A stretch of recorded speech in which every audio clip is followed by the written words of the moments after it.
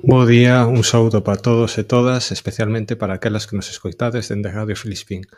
Hoxe vamos falar de Palestina, dun xenocido totalmente silenciado, dun silencio atronador que intentaremos rachar hoxe con Mohamed Safa, que nos acompaña precisamente para arroxar algo de luz a este silencio que nos tentan impoñer.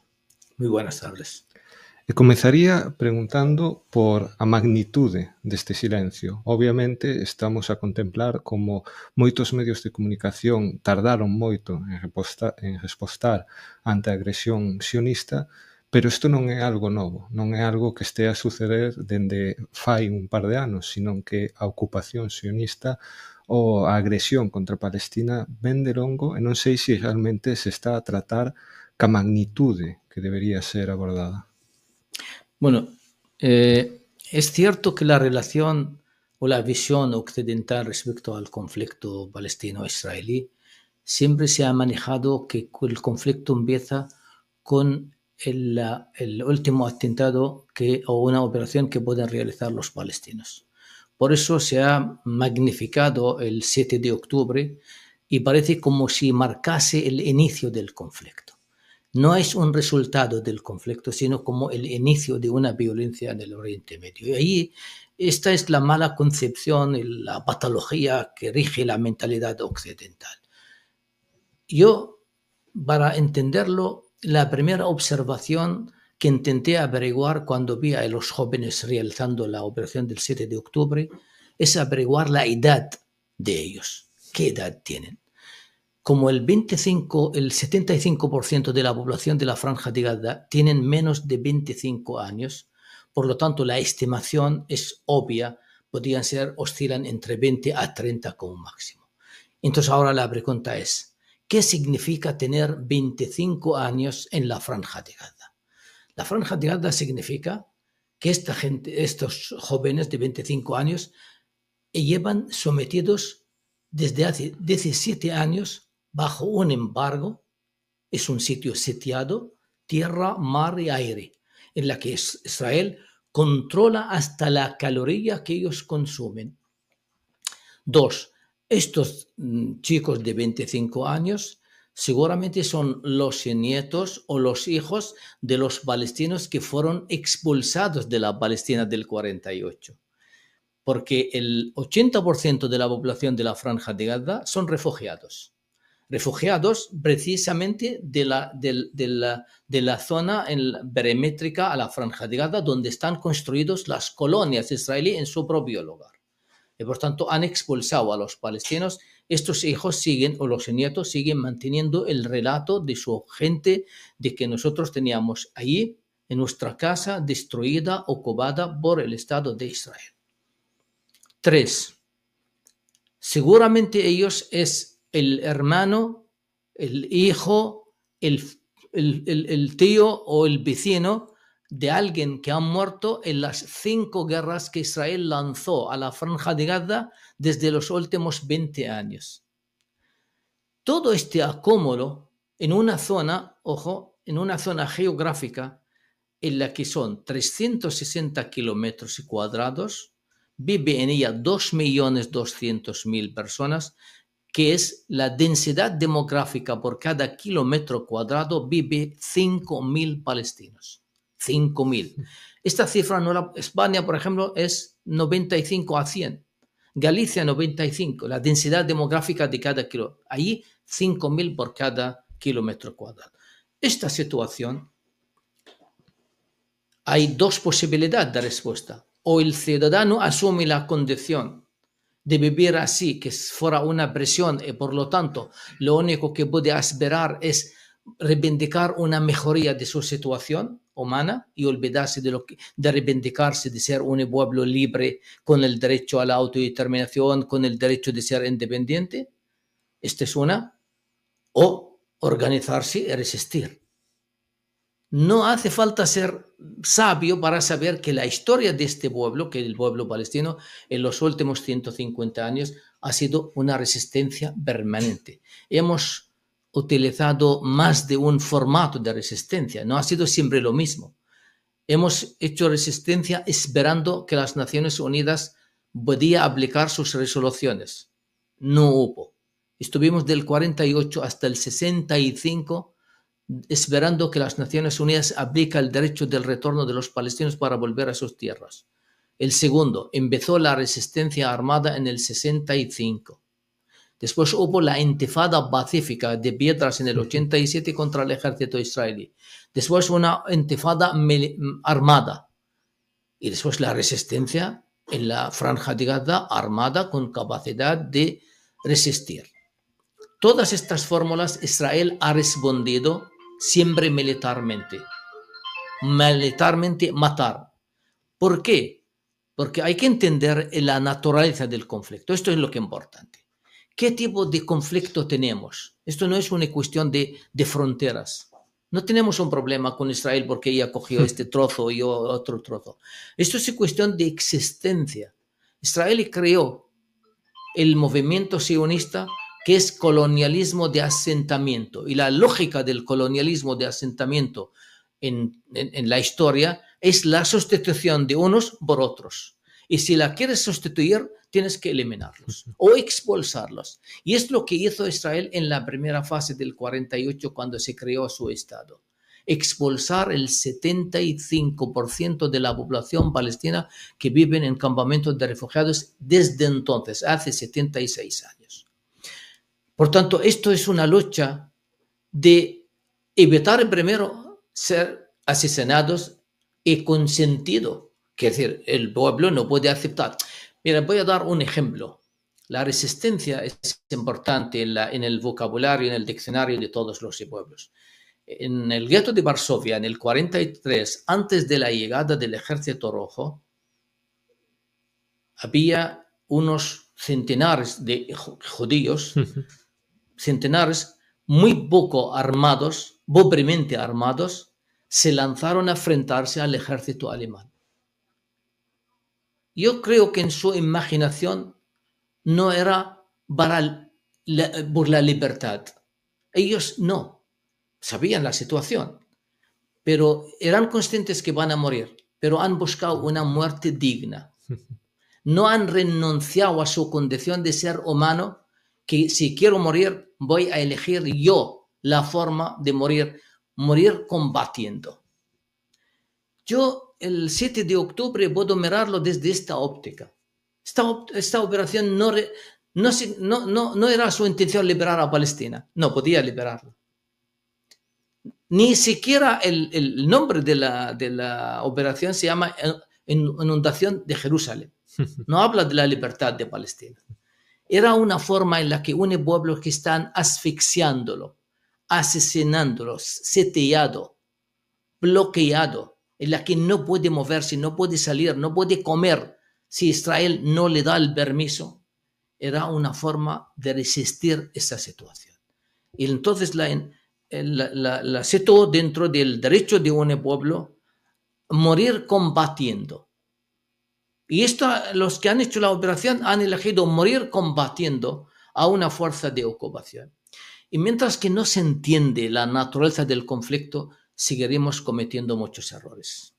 De feito, moitas veces acusa a Palestina de utilizar a violencia contra a ocupación sionista sin atender precisamente a que si buceamos no orixe deste conflicto, realmente o colonialismo israelí, se o medimos dentro do marco das propias resolucións de Nacións Unidas, Palestina tería dereito a defenderse pola vía militar. Quero dicir, isto é unha ocupación colonial que non está resolta, unha ocupación na que os propios sionistas, iba a decir xudeus, pero sionistas están sometendo a un apartheid total a poboación palestina, en a que se atendemos a outros conflictos semellantes como podía ser o de Suráfrica ou mesmo do Alxeria, non é algo novo no mundo. Sobran exemplos históricos no que a resistencia armada é só outra vía dos povos para intentar obter a súa liberdade. Correcto. No, de hecho, hasta ahora mismo, cuando se habla del palestino, siempre hablan del terrorismo palestino, parece es un nombre propio. Adquirió esa notación porque muchas veces las cosas conocidas no significa que son reales. Es cierto que Israel ha sido capaz de introducir en el léxico político internacional estos dos conceptos que no tienen ninguna validez jurídica. Israel tiene el derecho a la defensa. Y por lo tanto, cualquier acción palestina está enmarcada de violar la seguridad del Estado de Israel. Pero ya de entrada el que lo dice, tanto si lo dice con buena fe o con ignorancia, está cometiendo una violación del derecho internacional. Por eso precisamente lo hablo a los políticos de algunos países occidentales que lo dicen, lo repiten como la tabla del 1. Israel tiene el derecho a la defensa. No, señor. No. Israel no tiene el derecho a la defensa. Un Estado que ocupa el territorio de otro pueblo, desde ese momento él ha perdido el derecho. Y solamente se traslada el derecho al pueblo ocupado para resistir. Hemos cambiado los términos. De hecho, no es una explicación mía o una conclusión de un palestino. En el 2004, los palestinos, con algunos amigos de algunos miembros de las Naciones Unidas, fuimos al Tribunal Penal Internacional, del Corte de Justicia Internacional, y lo hemos consultado sobre el derecho de Israel de construir el muro en el territorio palestino. La sentencia era clara. Israel alegó ahí el derecho a la defensa. Dice, yo tengo que ponerlo porque los palestinos me atacan. Entonces, como defensa, yo voy a poner un muro. La sentencia salió. Usted no tiene el derecho a la defensa porque tú eres una potencia ocupante. Zanjao. Una potencia ocupante no tiene el derecho a la defensa, aunque se repite. Yo sé que este es el eslogan, la frase que más se repite, Israel tiene el derecho a la defensa. Cuando lo dicen parece que estás dando la legalidad a la ocupación, porque está Israel defendiendo sus colonias. Está defendiendo Israel la confiscación del territorio palestino. Está Israel diciendo lo que tiene el derecho a la defensa, estás legalizando el sistema de apartheid y la opresión del pueblo palestino. Por lo tanto, es verdad que hay que despojar estos discursos que se repiten. El segundo, que a menudo se utiliza esto muchas veces, Israel es un Estado democrático. Bueno, el sistema de un gobierno, gobierno es un sistema interno, que podría ser democrático o no democrático, dictatorial, republicano, lo que quieres, no te otorga ningún derecho. Ningún derecho. ¿Y qué pasa? Estoy contento más porque me matan las bombas de un Estado democrático mientras yo estoy feliz porque son democráticas. Estaré fastidiado si me manda un Estado no dictatorial. Esto es absurdo. Primero, en el mundo, el sistema el sistema democrático en Europa surgió acompañada con el sistema de colonialismo. 2. Todos los países que han colonizado el resto de los países eran los países democráticos. Y se ha luchado en contra de los países colonialistas que son demócratas. A nosotros nos han colonizado los británicos, en el mundo árabe, y franceses, italianos. Eran países democráticos. Y no por ello dejamos de luchar contra ellos. A mí me da igual el sistema tuyo. Por muy bueno que sea, que es muy bueno un sistema democrático. Pero eso no otorga legalidad del sistema democrático. La mayoría del sufrimiento de la humanidad ha pasado a manos de países que tenían un sistema democrático. Por eso digo, es importante mantener un discurso nítido y claro sobre los derechos. Yo sé, mira, todos los pueblos que han luchado fueron acusados de ser terroristas. Todos. Países africanos, Latinoamérica y países árabes. Hemos luchado contra el colonialismo y todos fuimos acusados. Voy a darte una anécdota. En el 62 se creó una comisión anticolonialista en las Naciones Unidas para apoyar a los países a liberarse del colonialismo y tener el derecho a la autodeterminación. El derecho a la autodeterminación. Curiosamente, fue votada por 81 países. Entonces las Naciones Unidas estaban 100 personas. Fue votada por 81 y 9 abstención. En contra. ¿A qué no sabes quiénes son los que votaron? Pues los países democráticos. ¿Por qué? ¿Cómo un país democrático va a incluir el derecho a la autodeterminación mientras que tiene colonias. De hecho, yo escuché aquí, cuando hubo el debate sobre Cataluña, si tiene el derecho a la autodeterminación o no, un político español dijo, así como, no conozco ningún país democrático que tenga en su constitución el derecho a la autodeterminación. Lógico. Todos los países colonialistas no pueden tener el derecho a la autodeterminación, porque eso contradice la conducta que tenían. En Francia, que es un país democrático, pues Argelia formaba parte colonizada hasta 1962, después de una lucha de 130 años del pueblo argelino, en la que fueron asesinados 1,5 millones. 1,5 millones significa el 15% de la población argelina entonces, porque eran de 10 millones. Por eso nosotros, cuando hablamos de la lucha, los pueblos nunca tienen un tope del sacrificio que tiene que dar por su libertad. Porque muchos se cuestionan, dicen, bueno, mira lo que ha pasado. Señor, de esta forma estás culpabilizando a la organización. La organización está obligada a las... Yo siempre utilizan las palabras, los pueblos tienen derecho a la resistencia.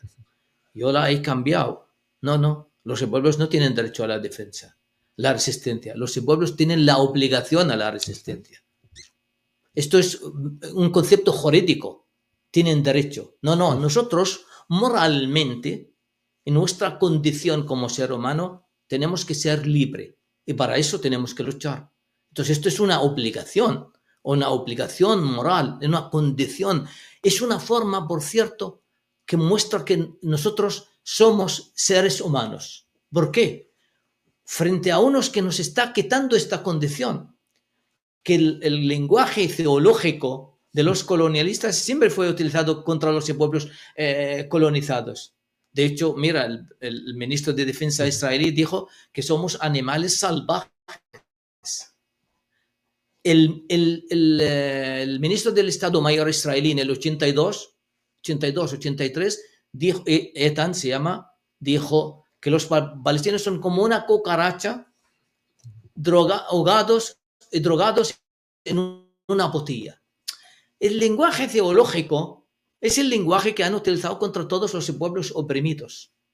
Por lo tanto, cuando estás luchando, estás recuperando tu propia condición humana ante aquellos que están poniendo todos estos adjetivos en contra tuya. E, de feito, moitas veces ese é o primeiro ataque que se fai ao do uso da loita armada contra a resistencia palestina, pero esquecemos que ben fai pouco, incluso antes desta operación de octubre, a población palestina intentou aproximarse á fronteira de Gaza de xeito pacífico polo dereito ao retorno, e a resposta do réxime sionista non só foi disparar a nenos, a mulleres, a anciás, senón mesmo deliberadamente apuntar a extremidades para provocar amputacións. É que estamos a loitar contra isto, non é un réxime, xa non digo democrático, senón simplemente humano. Parece que a barbarie disposta contra a población palestina non ten límite. Era justo lo que acabo de comentar, que nosotros hemos recorrido a todas las fórmulas de la lucha. No hemos escogido la lucha armada como la única forma para luchar contra la ocupación o contra la situación de la población de la Franja de Gaza. Acabas de mencionar esto, justo. ¿Y cómo Israel respondió militarmente? Es decir, ninguna manifestación, ni siquiera el diálogo palestino. Y una vez el primer ministro palestino, Abbas, dijo que tenemos que llevarlo a los tribunales internacionales. Contestó Netanyahu. Esto es terrorismo diplomático. Es decir, no hay ninguna forma que no tenemos adjudicado el terrorismo y no hay ninguna forma de lucha no haya sido respondida militarmente. La primera intifada palestina en el 87 hemos visto las imágenes como rompiendo los brazos a los palestinos que irán, y además el ministro de Defensa entonces Rabin dijo: quiero ver los brazos rotos de los palestinos para que no vuelvan a intentarlo otra vez. Le digo que nosotros hemos recorrido a todas las formas. Negociar, esperar las Naciones Unidas, intifada pacífica, intifada armada, lucha armada, a la frontera de la Franja de Gaza pacíficamente antes de la operación del 7 de octubre. No hay ninguna fórmula de modelo de resistencia, no lo hayamos hecho. Es que el problema no está aquí. Este es el problema de la mentalidad del Estado colonialista de asentamiento, porque no es lo mismo. Mira, un colonialismo clásico va a las zonas, aprovecha la población de mano de obra, ¿no? Y los recursos naturales que hay de ella, eso es lo que necesita. En el caso palestino, no nos quieren ni de mano o de obra, no nos quieren ver en Ventura. Siempre dije que ellos quieren Palestina sin palestinos. Y para esto es un proceso, por eso cuando dicen, ¿y por qué tienen eso en contra de los palestinos en la Franja de Gaza? No están en contra del palestino en la Franja de Gaza y quieren al otro de Hebrón. Esa es según la prioridad del proyecto de ellos en este momento. Ahora mismo para ellos, la Franja de Gaza. Pero nada más terminaron con el alto del fuego, que ahora temporalmente la Franja de Gaza, cambiaron la metralleta para ir matando en la Cisjordania. Y antes del 7 de octubre era el proyecto israelí más concentrado en Cisjordania, en Jerusalén especial y Hebrón. Todos los palestinos son objetivo porque lo que ellos quieren es conseguir que la mayoría de los palestinos se marchen de Palestina. Necesitan el territorio palestino, necesitan ampliarlo porque están haciendo confiscación y traer más colonos de otros países. Basta que declaras que tienes raíces de ser de familia judío, automáticamente adquieres un derecho divino en el territorio palestino. El polaco, el argentino, el ruso, el norteamericano, pues estos están invitados a ir a Palestina, mientras yo he nacido en Palestina, no tengo el derecho de ir a Palestina. Algo que es muy importante señalarlo, Jerusalén fue ocupada en el 67. La primera semana de la ocupación, automáticamente el gobernador militar israelí dio a todos los de Jerusalén una residencia. Dejaron de ser nativos y se convirtieron en residentes.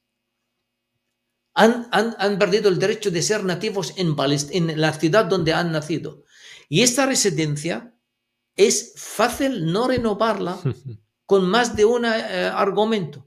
Y con este argumento fueron retiradas las residencias, tuvieron que expulsar a los palestinos que viven en Jerusalén de ahí, con el argumento de que él no ha renovado la residencia o no ha demostrado necesidad, algún argumento de que él tiene que seguir en Jerusalén.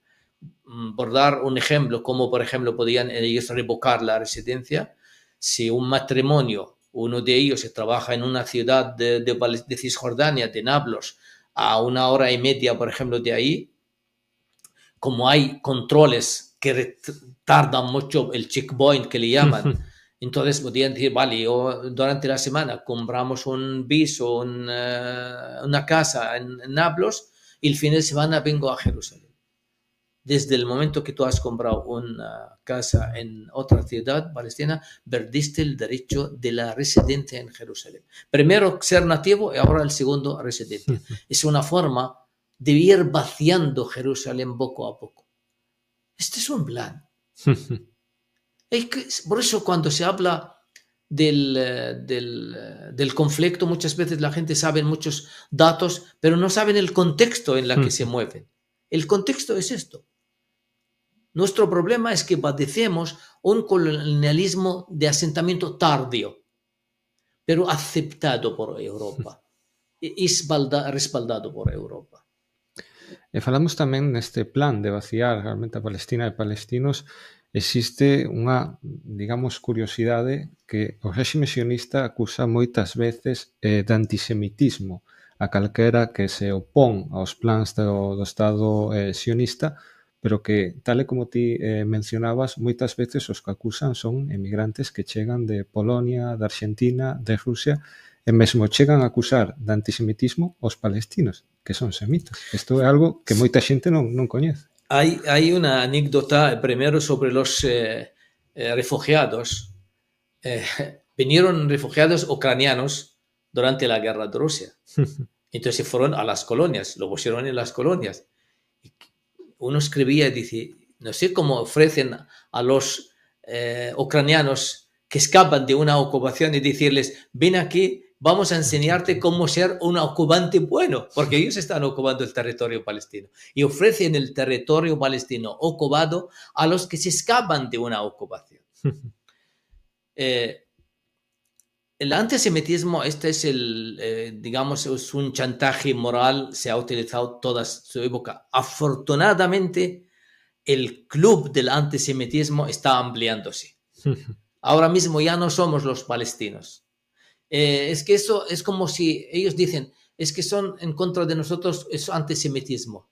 Ah, me estás diciendo, si nos está ocupando Nigeria, vamos a aceptar la ocupación porque no son... Es como si nosotros estamos en contra de ellos por ser judíos.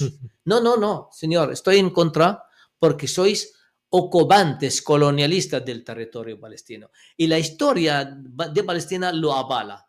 Antes de la llegada del colonialismo británico estaban ahí los otomanos, los turcos, que son musulmanes, que estuvieron en 4 siglos. Y hemos luchado contra el imperio turco, que son musulmanes, se supone de la misma religión. Hemos luchado en contra de ellos. ¿Quién luchó? El nacionalismo palestino y el nacionalismo árabe. Se alineó el nacionalismo palestino árabe con las potencias ingleses y franceses para luchar contra los turcos en la Primera Guerra Mundial.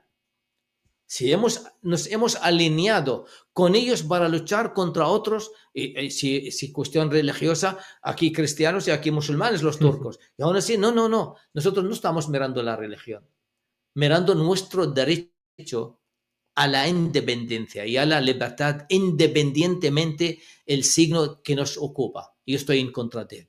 Hoy son ellos. Hubiera sido otros, hubiéramos luchado igual. Por lo tanto, la etiqueta del antisemitismo es la justificación permanente para que Israel siga haciendo todo lo suyo. Porque si no, oiga, dime, vamos a tratar a Israel como un Estado normal, porque si no, no podemos juzgarla. Nunca se puede juzgar a Israel. Cualquier actitud que se hace contra Israel se considera antisemitismo. Por eso ahora mismo creo que uno de los logros del 7 de octubre, aunque no era la pretensión, no era una pretensión del 7 de octubre, la modificación mental en los países en el mundo, es que se vio que esa acusación es totalmente falsa.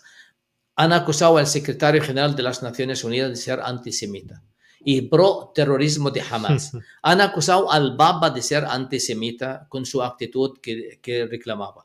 Han acusado Amnistía. Mira, 5 organismos internacionales avalaron de que lo que está pasando en Palestina es un genocidio. Ellos no acaban de entenderlo, no lo escuchan y por tanto ellos rechazan. El movimiento estudiantil en Estados Unidos y en Europa, que era un despertar de los jóvenes, parece como el 68, también fue acusado. Netanyahu lo dijo en Estados Unidos, ¿cómo permiten ustedes a los antisemitas hacer esto? Ese es un discurso que creo que ya empieza a ser desnudo, es reconocido internacionalmente. E, de feito, mesmo se existe un intento por impoñer unha supremacía relixiosa, tamén temos que recordar que o sionismo tampouco é amigo do catolicismo no seu territorio. En Xerusalén son numerosas as mostras de violencia e mesmo de discriminación tamén contra os cristiáns. Queren un Estado, digamos, limpo de todo o que lles molesta, e aquí entran musulmáns, cristianos ou calquera que non sexa a viva imaxe que busca o sionismo da súa poboación. La lucha de Israel contra los palestinos no es una exclusiva a los palestinos musulmanes. Cristiano, musulmán, marxista, liberal, laico, religioso. Esta es una lucha contra el palestino por ser palestino y dónde se encuentra el palestino. Es un objetivo, el proyecto de un movimiento sionista que se creó para responder a la gran pregunta del movimiento sionista desde el primer momento. ¿Cómo podemos crear un Estado en un territorio donde está habitado? Este es el dilema de ellos desde hace más de un siglo. Pero ellos están yendo poco a poco ganando porque la fuerza militar es la que le está dando, pero el problema es cuando nosotros empezamos a crear, como hay un refrán inglés que dice, might is right, la fuerza es la razón. Y parece ser que la justicia está más codiada con el más poderoso, y como estamos perdiendo, por lo tanto, como si nosotros hemos perdido porque no tenemos razón, no porque no tenemos la fuerza suficiente. Esta es una batalla larga, es contra el palestino. Si no están los palestinos ahí, hay otro signo, también tendrían el problema. Nosotros estamos en la primera línea de defensa en contra, pero yo siempre he dicho, yo no milito en Palestina por ser comunista, ni estoy por ser musulmán, no. Los palestinos no nos militamos por cuestión religiosa ni ideológica. Militamos en la organización que creemos que a través de ella podía conquistar nuestra libertad. Si es una organización religiosa, mira, Hamas, mayoritariamente ahora el pueblo palestino lo apoya. ¿Por qué? Porque encabeza la lucha. Hace poco tiempo, la OLP mayoritariamente eran laicos y comunistas. Y el pueblo palestino estaba al lado de ella. Por tanto, al pueblo aporta su apoyo y su respaldo a todos aquellos que encabezan. Y estos están... yo no lo puedo juzgar ahora mismo a la resistencia de Hamas por la siguiente razón. Nunca se puede juzgar a los líderes que defienden a un pueblo que está sitiado. Es un pueblo sitiado. Estos son los líderes que defienden En las cuestiones sociales y políticos internos, este es otro debate que tiene que plantearla cada pueblo una vez que tiene la independencia y buscar la fórmula como él podía encajar un sistema democrático, un sistema laico en la convivencia pacífica entre todos nosotros.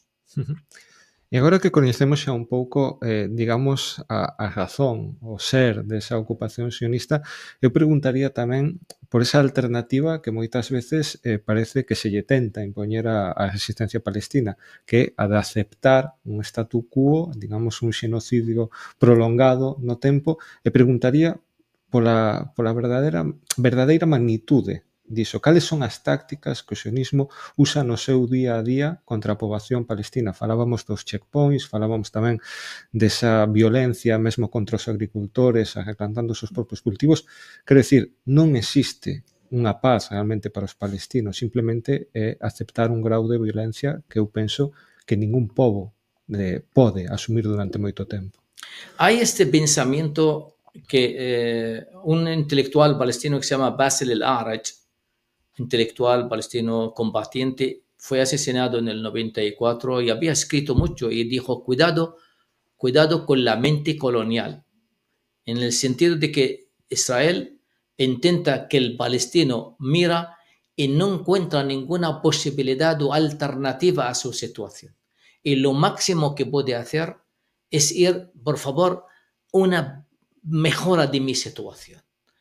Entonces él advertía sobre la mente colonial que podía apoderarse de lo que al final se llama un neonacionalismo. El nacionalismo que no reivindica su libertad, ni el derecho a la autodeterminación, ni la dependencia, sino el nacionalismo que acepta estar sometido a otra potencia, pero por favor no hagas lo que estás haciendo. ¿Qué es lo que está haciendo Israel?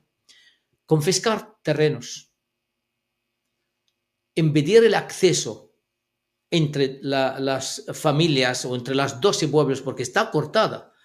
Totalmente está. Esto es como, yo no sé cómo llamarte, por eso cuando se habla de un Estado palestino, digo, esta gente no ven el mapa.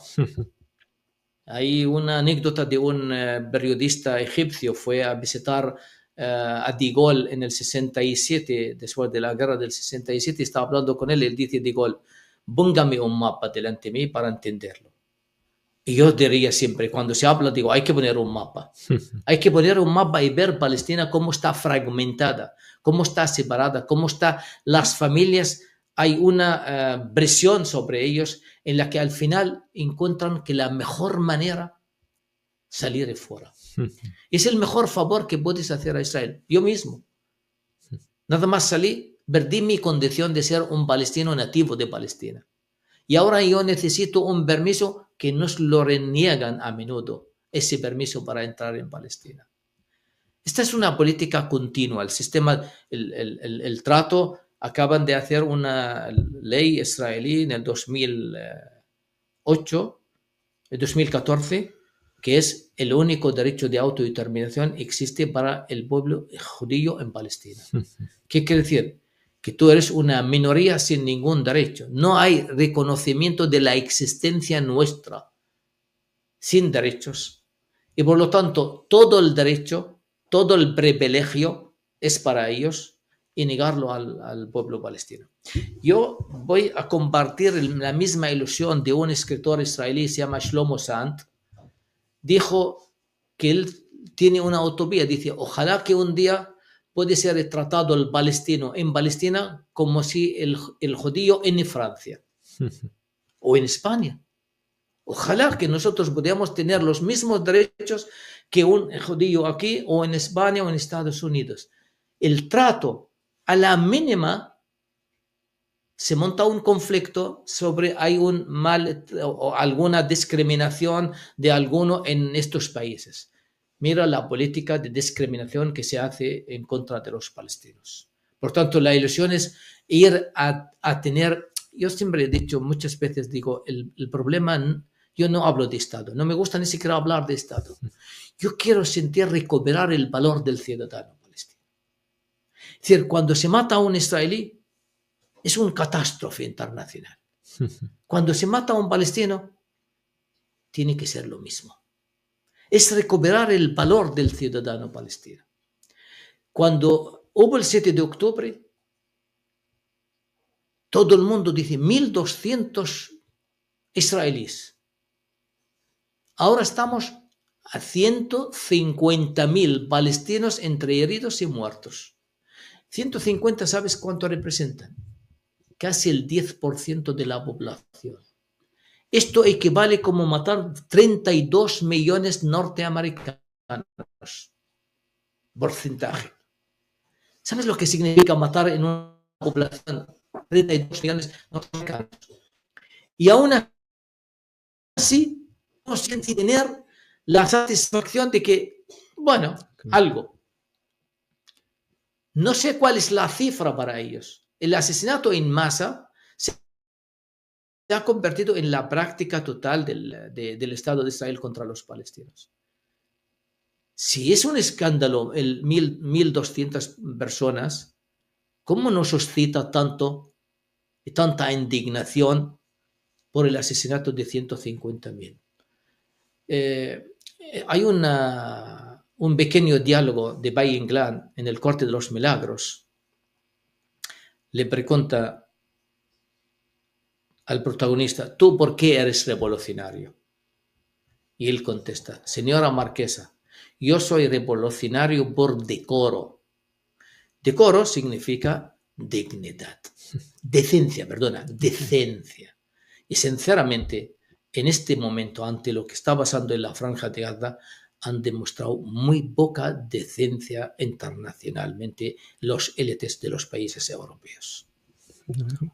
E falas tamén moitas veces dunha segunda Nakba.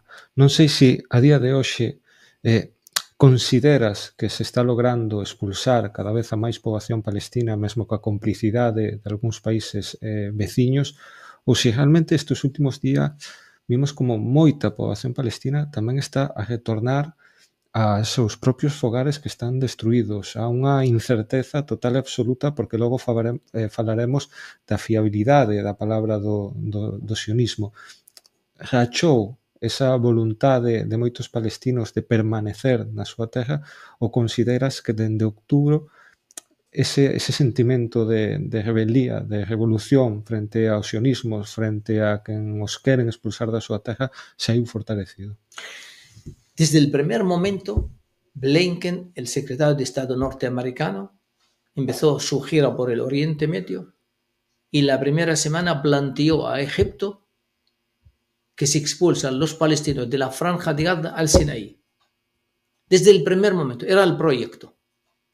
Esta gente molestan a Israel. Hay que deshacerse de ellos. Siempre han pensado la solución de deshacerse.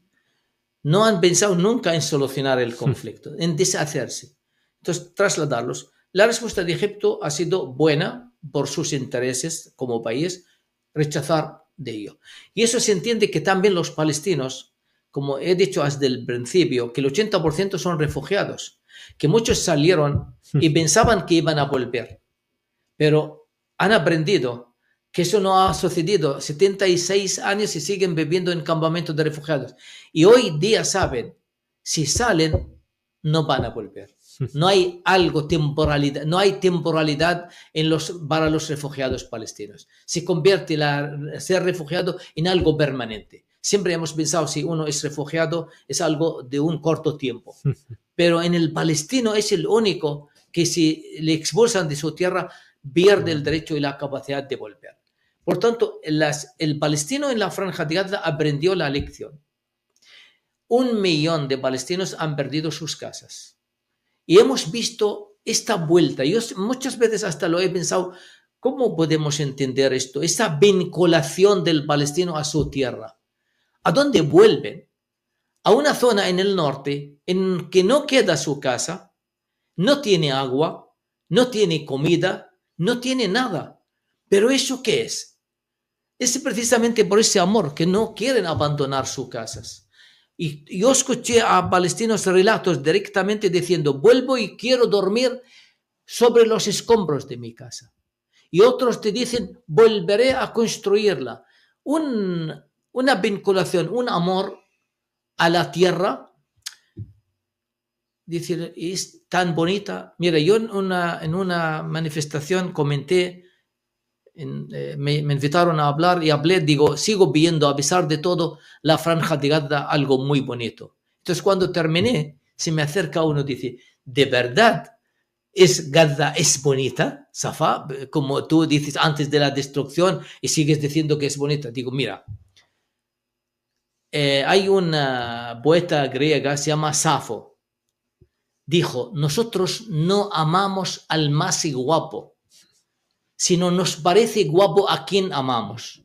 Porque el amor es el generador de la belleza. Tú cuando amas a alguien, tú la ves bello, hermoso. Y eso es lo que yo veo en los palestinos. Una vinculación a la tierra, un amor a la tierra, con todo el sufrimiento, siguen agarrándose a ella. Y además han estudiado bien su propia historia. Y lo que he comentado, saben que salir una vez más será una expulsión no temporal, sino otra vez. No, prefiero seguir luchando y combatiendo, aunque tengo que morir en mi propio territorio.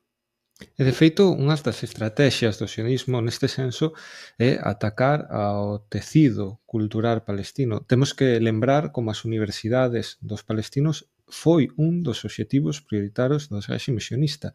Isto intentar esnaquizar a cultura, esnaquizar o amor do palestino polo seu territorio e mesmo tamén outras tácticas que se adoita a utilizar é a de facer desaparecer calquer tipo de arquivo, documentación histórica da poboación palestina. Aquí vemos como realmente non é autodefensa, sino que forma parte dunha estrategia por borrar totalmente a memoria palestina. Totalmente. Quiere decir, tú ahora mismo fueron objetivo las escuelas, las facultades, las mezquitas, las iglesias, las instituciones civiles, las instituciones gubernamentales. No hay ningún lugar que se escapó como objetivo militar del ejército israelí. En los primeros meses, cuando yo escuché, de repente escucho leyendo, dice, el objetivo ha sido las panaderías. Yo no entendía al principio. Están eliminando todo elemento que puede dar vida.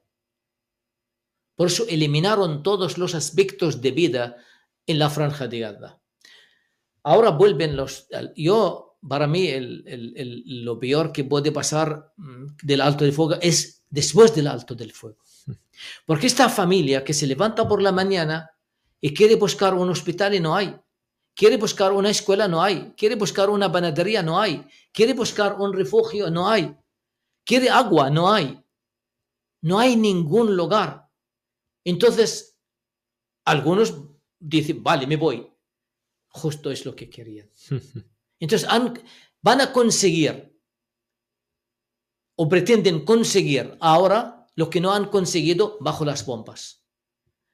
Y la construcción va a ser tan lenta, tan lenta, tan lenta, que va a hacer una desesperación de la población. Se habla de que necesitamos 10 a 15 años, informes de las Naciones Unidas, para quitar los escombros. Escombros. Las toneladas de los escombros que hay necesitan 15 años. ¿Cómo vas a volver a construir en la que la red de carreteras, red de saneamientos, de salud, todo el sistema que puede otorgar aspecto de vida fue anulado? Fue objetivo. Edificios, zona residencial bombardeadas. Claro, decían ahí es un objetivo militar. Nosotros teníamos en la concepción, dicen, cuando matan a un civil, dice, es un efecto colateral, no era la intención. Ahora en la Franja de Gaza, matar al combatiente se convirtió en un efecto colateral. Porque cuando dicen, hay un combatiente, posible combatiente en este edificio, ellos lo dicen.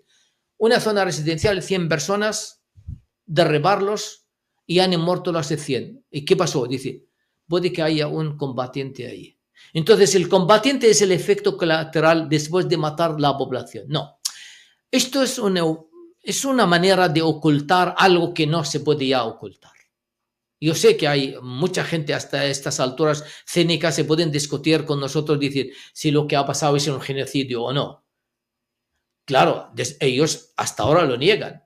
De hecho, esta es la primera guerra, si la puedo llamar guerra, en la que no hay corresponsales internacionales. Es la primera guerra. ¿Por qué? Y primero, el segundo, los periodistas que hay, 207 periodistas asesinados hasta hoy y 400 heridos y 150 detenidos. Claro, ¿por qué? Algunos deles mesmo asesinados no seu fogar. Correcto, correcto, claro. Era un objetivo, era intentar invisibilizar como sea. No querían ver la foto de lo que está pasando. Desde el primer momento querían invisibilizarlo. Y desde el primer momento han impedido que los periodistas, yo me preguntaba por qué. En primer lugar, porque si llegan algún internacional ahí y lo matan, y es americano, ese francés, ese británico, ¿cuál es el escándalo? Hubiera sido. Pero como son palestinos, ya forman parte del bloque. ¿Me entiendes? Ya no importa, no son periodistas, ya son palestinos. Y como dijo un ministro, para nosotros no hay población civil en la Franja de Gaza. Toda la población se ha convertido en un objetivo militar. Esta es una política. Lo peor que puede estar pasando ahora mismo es que hay potencias que dicen que legislan el derecho internacional, dan respaldo a un genocidio. Y es la primera vez que se apoya un genocidio. E moitas veces tamén se está a utilizar dende Occidente o feminismo como unha forma de atacar a poboación palestina, pero eu quero lembrar aquí tamén o papel da muller palestina que non só xoga un papel de vital importancia á hora de apoio aos numerosos presos palestinos, algún deles mesmo nenos, un apoio e unha iniciativa brillante á hora de estructurar a resistencia, tal e como ti falabas, unha vez que pasa todo este combate coas armas na man, que é a resistencia de buscar o sustento para as súas familias, de intentar que a vida sexa o menos lesiva posible. Tamén unha resistencia dende a loita armada, temos exemplos como Leila Khaled, pero que tamén dende a loita política polos seus dereitos, moitas veces parece que ignoramos que a poboación palestina, tanto as mulleres como todo o tecido civil, ten tamén unha historia de reivindicación de avances sociais que foi cortada por esta ocupación sionista. Quero dicir, moitas veces se xoga a nosa ignorancia do que sucede, do que é realmente o povo palestino. Todo el pueblo palestino en todas sus capas sociales está involucrado en este combate. Mujeres, niños y hombres, todo. El 25% de la población de Palestina desde el 67 entraron en las cárceles de Israel. No se conoce ningún pueblo que ha tenido una cifra tan alta como es el pueblo palestino, 25% de la población palestina. Ahora mismo con el intercambio se ve la foto. Dicen, han soltado 3 israelíes civiles. Frente a ellos, ¿a quién soltaron? 100 palestinos civiles.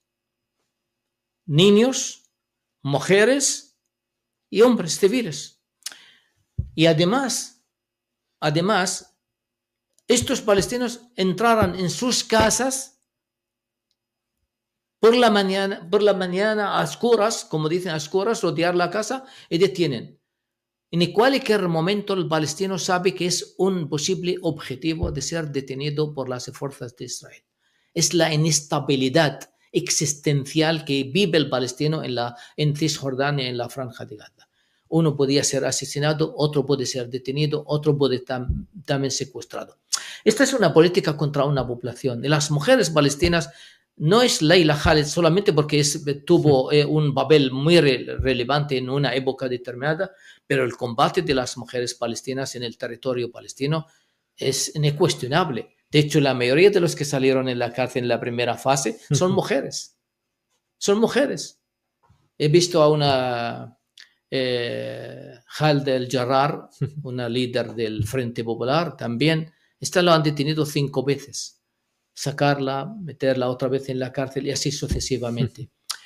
Este es un combate de un pueblo. Yo siempre he dicho, mira, nosotros no hemos sido capaces de liberar ni un centímetro de nuestro territorio. Esta es la realidad a pesar de la resistencia. Pero la revolución ha conseguido tener a un pueblo con la conciencia nacional bien implantada. Esta es lo que resultó a Israel combatir un pueblo que tiene una identidad cultural, lingüística. Por eso él está sorprendido. Pero es que la zona palestina no era una zona colonizable. Has venido a un pueblo que tiene sus raíces, sus vinculaciones de idioma y con su entorno árabe. Esto es lo que le extraña, porque cuando, de hecho, en una Biden el otro día hacía una confesión en una entrevista, dijo, yo llamé a Bibi es Netanyahu, dije, Bibi, eso no lo puedes hacer, estás matando mucha gente civil. Y dijo él, nosotros tenemos que ganar. Dijo, pero puedes ganar, pero no tienes que matarlo. Y le contestó, ¿y vosotros qué habéis hecho en Alemania y en Japón? Claro. Él dice, vosotros también habéis matado muchos civiles con tal de ganar. Lo que importa ahora es ganar. Y cuando otros países también le critican por el colonialismo, dice, hombre, ¿cómo has construido tu Estado? Australia, Canadá, Estados Unidos. Entonces dice, el problema es, esta gente no se dejan, no se deja. Los otros habéis ganado porque no habéis encontrado una minoría que aceptó esta situación. En cambio nosotros, el problema no es nosotros, son ellos no se dejan. Claro, no se dejan porque es un pueblo con una implantación y una vinculación a la tierra. No puedes hacer la misma relación de un palestino de milenios, de años, ¿me comprendes? Con esta vinculación de un pueblo desde los cananeos, hablando de unos que acaban de venir de otros países implantados ahí casi más por razones económicas que por otra razón. O la tentación porque le ofrecen casa, trabajo, ayuda y terreno confiscado en Cisjordania. Entonces, pueden tener muchísima gente que se adhieren a este proyecto porque es muy ventajoso para ellos. Salvo que ese proyecto de ellos se empieza a cuestionar, que el colono no se siente ni seguro ni tiene un bienestar tan bien asegurado. Si nosotros cuestionamos, somos capaces de estar, por eso se dice enseguida, hay miles de ellos aún se marcharon ahora de Israel. Lógico, Tú me has prometido aquí que voy a estar muy seguro y bienestar. Y no lo estoy teniendo hace 1 año y medio. No tengo ni bienestar ni seguridad. Fíjate, acabas de decirme un argumento muy bueno. Los palestinos están volviendo a las casas de escombros. Los colonos en el sur del Líbano ni la Franja de Gaza no han devuelto ni el 5%. No son capaces de volver. ¿Por qué? Porque no tienen garantizados los dos elementos que ellos quieren: seguridad y bienestar. Israel ha conseguido algo que antes había un peligro para el judío en Europa, el antisemitismo. Y dicen, vamos ahí donde vamos a daros una garantía de seguridad, que es el Estado de Israel. Ahora está muy bien en todos los países, menos seguro hay en la tierra que están ocupando. De feito, moitas veces parece que se fala desta decisión de Israel de negociar cos palestinos como se fora algo que conceden, pero realmente é algo que a resistencia palestina logrou, precisamente poñendo en dúbida ese proxecto colonialista dende a visión dos propios colonos. Pero non sei se realmente confías na palabra do sionismo, se confías que se poida camiñar hacia un período, digamos, de paz entre asteriscos, ou como ves esta situación de aquí en diante. No, yo de momento, tal como lo estoy viendo, no tengo ninguna esperanza de un paz con una potencia, porque hasta ahora ellos no han llegado a la conclusión que el proyecto de ellos es un proyecto que no tiene, mientras que tienen un apoyo de respaldo occidental, ¿no? Ellos van a seguir. Y nosotros tenemos que volver a armarnos con los elementos de nuestra fuerza. No me refiero a la cuestión de armamentísticamente, no, me refiero el poder de un pueblo unido con un proyecto conjunto, ¿me comprendes? Y con la capacidad de sacrificio y lucha son nuestros elementos de fuerza en nuestra vinculación a la tierra y seguir luchando. Es ahí cuando podemos frenar al expansionismo del Estado de Israel. Yo creo que esta es una batalla muy larga, son generaciones detrás de generaciones y creo que vamos a seguir. Tienen que llegar al convencimiento, si quieren estar en Palestina, tienen que convivir con un pueblo palestino libre e independiente. Agradezco moito as túas palabras, que hoxe estiveras aquí connosco para poder arroxar luz a todo o que está a suceder en Palestina e tamén lembrar a todos os que nos están a escoitar que en Betanzos ás 8 teremos tamén a posibilidade de seguir charlando e tamén un pouco de que nos contes que é preciso, en que pode axudar a poboación galega a esta loita que, como dicen, unha loita xusta, necesaria e obrigatoria para todos aqueles que confiamos realmente na humanidade e no dereito de Palestina a vivir nun terreo que lle pertence. Muchísimas gracias. Muchísimas gracias. Obrigado.